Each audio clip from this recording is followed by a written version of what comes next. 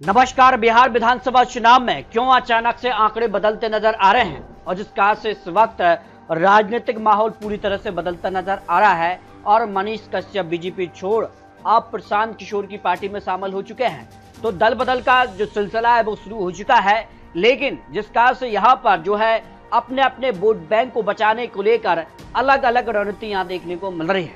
तो बिहार को लेकर बात किया तो सवर्ण यहाँ 15.52% के करीब है, अति पिछड़ा यहाँ 36.01%, ओबीसी वोट बैंक की बात किया तो करीब 27.12%, दलित यहाँ 19.65% और आदिवासी वोट बैंक करीब 1.68% हैं। और इसको लेकर अपने अपने दावे किए जा रहे हैं। आखिर किस प्रकार का वोट किसके पक्ष में जा सकता है, इसको लेकर ओपिनियन पोल के आंकड़े भी सामने आ चुके हैं। लेकिन काफी खलबली बिहार में इस समय नजर आ रही है। पहले यहाँ पर बात की जाए तो यहाँ पर वोटर लिस्ट को लेकर भी काफी हलचल रही है। इसके अलावा अगर बात की जाए तो जिस तरह से बिहार को लेकर जो चुनावी हलचल है और जो माहौल देखने को मिल रहा है, उसी बीच जो आंकड़े हैं वो चौंकाने वाले सामने आ रहे हैं। तो बिहार को लेकर दलित वोट बैंक पर जो है नजर है और इस बार किसके पक्ष में जा सकते हैं। 2015 में अगर बात की जाए तो पासवान वोट यहाँ दुसाद वोट जो है वो 54% भारतीय जनता पार्टी के साथ और अन्य दलित यहाँ 30% भारतीय जनता पार्टी से जुड़ा था। जबकि 2015 में आरजेडी महागठबंधन से यहाँ पर पासवान दुसाद वोट यहाँ 19% और अन्य दलित यहाँ 25% जुड़े थे। लेकिन ये आंकड़ा 2020 विधानसभा चुनाव में जो है गठबंधन का बढ़ जाता है। यहाँ बात की जाए तो भारतीय जनता पार्टी को दुसाद वोट 17% और अन्य दलित 24%, जबकि आरजेडी महागठबंधन को दुसाद वोट यहाँ 22% और अन्य दलित यहाँ करीब 30% हो जाते हैं। तो दलित वोट बैंक को लेकर काफी हलचल है और इससे बार जिसका से माहौल देखने को मिल रहा है। भारतीय जनता पार्टी एनडीए में भी कई जो दल हैं वो यहाँ पर जो है अब सीटों को लेकर भी और कई बड़े जो यहाँ पर सवाल है उन सवालों को लेकर भी यहाँ पर प्रश्न चिन्ह देखने को मिल रहा है। लेकिन एक और बड़ा सवाल सामने आ रहा है, क्या नीतीश कुमार को प्रधानमंत्री मोदी जी की जरूरत है या फिर जो है प्रधानमंत्री को जो है नीतीश कुमार की जरूरत है। इसके आंकड़े भी आपको दिखाते हैं। देखिए 2014 में बिना मोदी के चुनाव यहाँ पर जो है नीतीश कुमार ने लड़ा, 38 सीटों पर चुनाव लड़ा, तो यहाँ मात्र 2 सीटें ही यहाँ पर जीती थी लोकसभा की और 5% यहाँ पर स्ट्राइक रेट रहा था, 16% वोट शेयर रहा।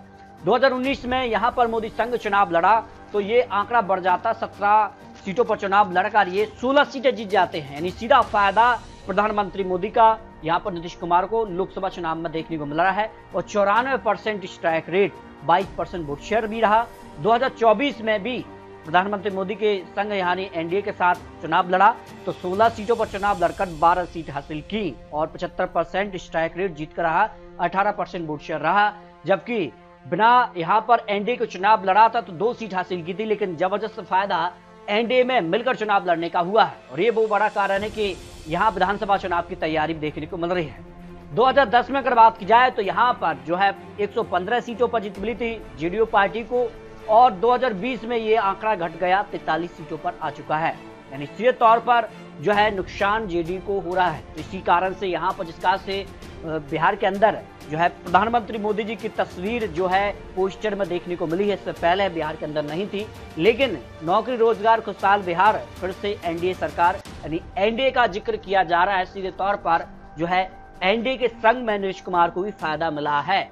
लेकिन बात की जा रही बिहार को लेकर महागठबंधन की, तो महागठबंधन इस बार 6 पार्टी चुनावी मैदान में हो सकती हैं, जिसमें आरजेडी, कांग्रेस और सीपीआई माले, सीपीएम और यहाँ पर बीआई पार्टी मुकेश सहनी की पार्टी। यहाँ सीटों का बंटवारा यहाँ पर हो चुका है। सीटों को लेकर बात किया तो आरजेडी 140 सीटों पर चुनाव लड़ सकती है, कांग्रेस पार्टी को सीटें घट सकती हैं, 52 सीटों पर चुनाव लड़ सकती है कांग्रेस पार्टी को मिल सकती हैं और लेफ्ट को इस बार सीटें बढ़ सकती हैं, 35 सीटों पर लेफ्ट चुनाव लड़ेगी। जबकि मुकेश सहनी पार्टी 16 सीटों पर चुनाव लड़ सकती है। तो 243 सीटों को लेकर महागठबंधन में जो सीट शेयरिंग का फॉर्मूला है वो सामने आ चुका है। अगर बात की जाए तो कांग्रेस पार्टी की सीटें क्यों घटती नजर आ रही हैं। देखिए 2000 यहाँ पर जो है 20 में 144 सीटों पर चुनाव लड़ा था आरजेडी ने और यहाँ पर 140 सीटों पर इस बार चुनाव लड़ सकती है। तो यहाँ आरजेडी की सीटें 4 घट रही हैं। लेकिन कांग्रेस की अगर बात किया तो यहाँ पर 70 सीटों पर चुनाव लड़ा था 2020, इस बार 52 सीटें उनको मिल सकती हैं, यानी 18 सीटें माइनस हो रही हैं क्योंकि जो परफॉर्मेंस थी वो कांग्रेस की ठीक नहीं थी। इस कारण से यहाँ बड़ा झटका महागठबंधन को बिहार के अंदर था। लेफ्ट को 29 सीटों पर चुनाव लड़ा था, लेकिन इस बार 35 सीटें मिल सकती हैं, 6 सीटें लेफ्ट को ज्यादा मिल रही हैं और 16 सीटें यहाँ पर वीआईपी पार्टी की जो है इस बार उनको दी जा रही हैं, जो फॉर्मूला सामने आ रहा है। देखिए 2020 में महागठबंधन के लेकर बात की जाए तो किस पार्टी को कितनी सीटों पर जीत मिली थी और क्या स्ट्राइक रेट रहा था। देखिए आरजेडी ने 144 सीटों पर चुनाव लड़कर 75 सीटें हासिल की थी, 52% स्ट्राइक रेट। कांग्रेस पार्टी की बात की जाए तो 70 सीटों पर चुनाव लड़ा, 19 सीट ही उनके पक्ष में रही थी, यानी 27% ही स्ट्राइक रेट जीतता रहा। और लेफ्ट ने यहाँ 29 सीटों पर चुनाव लड़कर 17 सीटें हासिल की थी, 58% स्ट्राइक रेट। तो लेफ्ट की इस बार सीटें बढ़ेंगी और कांग्रेस पार्टी की इस बार सीटें घटने जा रही हैं, जो उनका परफॉर्मेंस था। लेकिन बात की जाए तो बिहार को लेकर जो है सीएम की रेस में कौन कहां दिखाई दे रहा है।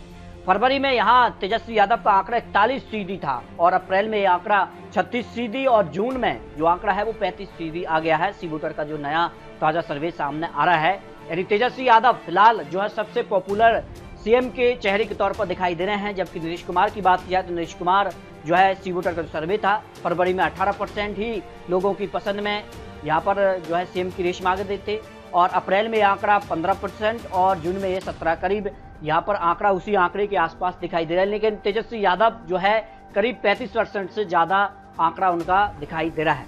जबकि प्रशांत किशोर की पार्टी इस बार प्रशांत किशोर की एंट्री ने भी सभी को चौंकाया है और जो हाल ही में उपचुनाव था उसमें 10% वोट शेयर पहले ही चुनाव में हासिल किया था, क्योंकि एक बड़े रणनीतिकार के तौर पर देखे जाते हैं और इस बार जन स्वराज पार्टी के तौर पर अब चुनावी मैदान में है। इसके अलावा मनीष कश्यप हाल ही में यहाँ पर जो है प्रशांत किशोर की पार्टी ज्वाइन कर गए हैं, बीजेपी से रिजाइन दिया है।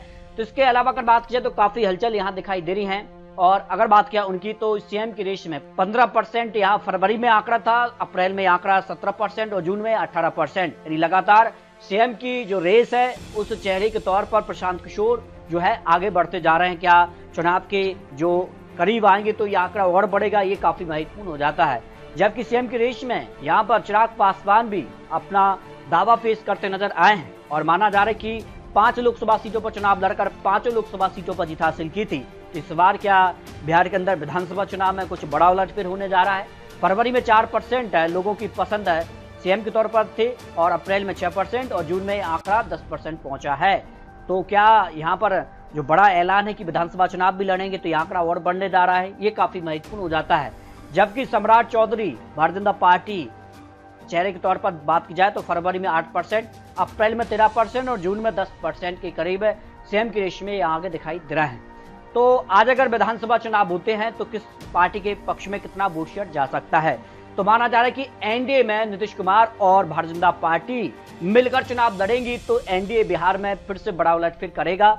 एनडीए फिलहाल अगर बात किया वोट शेयर के मामले में 48% के करीब वोट शेयर जा रहा है, जबकि महागठबंधन को 35%, एमआईएम पार्टी को यहाँ 0.3% और जन स्वराज पार्टी को करीब 1.8% वोट शेयर जा सकता है। और अगर अकेले पार्टी की बात की जाए तो एनडीए में किस पार्टी को कितना वोट शेयर जा सकता है। देखिए अगर बात किया भारतीय जनता पार्टी को 64% है, एनडीए में अकेले भारतीय जनता पार्टी को वोट शेयर मिलेगा, जेडीयू को 30%, एलजेपी को 4% और हम पार्टी को 0.1% वोट शेयर मिल सकता है। जबकि महागठबंधन में आरजेडी एक बार फिर से सबसे बड़ी पार्टी बनेगी। 2020 चुनाव में भी सबसे बड़ी पार्टी आरजेडी बनी थी, 82% वोट शेयर मिल सकता है। कांग्रेस को 13%, लेफ्ट को 3% और बीआईपी पार्टी को 0.4% वोट शेयर मिल सकता है। अब सीटों की अगर बात की जाए तो यहाँ पर जो पोल ट्रेकर का अनुमान ओपिनियन पोल में आ रहा है सामने, उसमें एनडीए को 108 से लेकर 115 सीटें, इंडिया गठबंधन को 121 से लेकर 131 सीटें और जन स्वराज पार्टी को 0 से 3 सीटें, अन्य खाते में 4 से 12 सीटें जा सकती हैं। यानी बिहार विधानसभा चुनाव में एनडीए का वोट शेयर ज्यादा दिखाई दे रहा है, लेकिन सीटों की बात की तो इंडिया गठबंधन का पलड़ा भारी नजर आ रहा है। तो ऐसे में माना जा रहा है कि बिहार में क्या कुछ बड़ा होने जा रहा है। बिहार को लेकर जो है किसका से गठबंधन होंगे, किस दल का किसके साथ गठबंधन बनेगा और कौन कितनी सीटों पर चुनाव लड़ता है, ये काफी महत्वपूर्ण हो जाता है। तो बिहार को लेकर काफी हलचल हो चुकी है और बिहार विधानसभा चुनाव को लेकर अपने अपने जीत के दावे किए जा रहे हैं।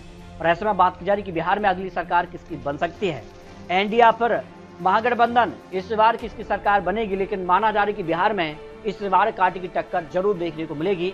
जन स्वराज पार्टी भी काफी महत्वपूर्ण हो जाती है। क्या यहाँ पर त्रिशंकु सरकार बनती है तो जन स्वराज पार्टी काफी महत्वपूर्ण भूमिका में होगी, इसको लेकर भी आप रख सकते हैं।